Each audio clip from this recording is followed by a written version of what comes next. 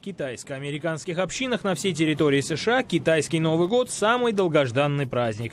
Танец льва, который уходит корнями в древнюю традицию изгнания нечистой силы, один из главных элементов парада. Он был задокументирован в VII веке во времена правления династии Тан, а позднее распространился на другие страны – Японию, Корею и Вьетнам. Китайский молодежный клуб, основанный в 1939 году, активно участвует в жизни общин в Вашингтоне и окрестностях, предлагая разнообразные культурные программы.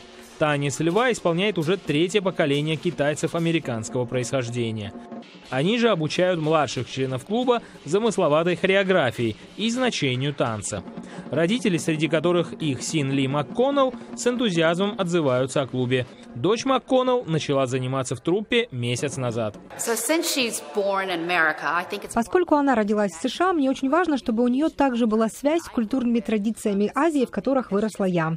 У моей дочери было не слишком много возможностей погрузиться в культуру и приблизиться к своему азиатскому наследию. Танец льва может показаться простым, но на самом деле он требует высокой степени физической подготовки и невероятных акробатических способностей. По мнению тренера Стивена Ли, самое сложное движение – это запрыгнуть и остаться стоять на плечах партнера. Иногда даже у него не получается сохранить равновесие.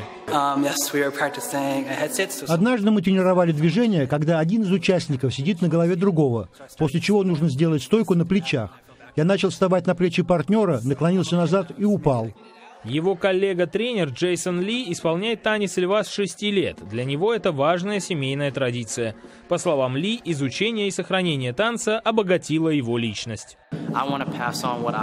Я хотел научиться танцу и передать полученные знания другим. Не только китайцам в клубе, но и другим членам общества.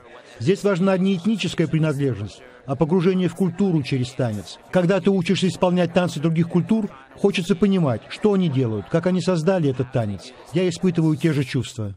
Даже за тысячи километров от своей родины китайские общины видят в танце возможность помочь молодому поколению приблизиться к своим культурным корням.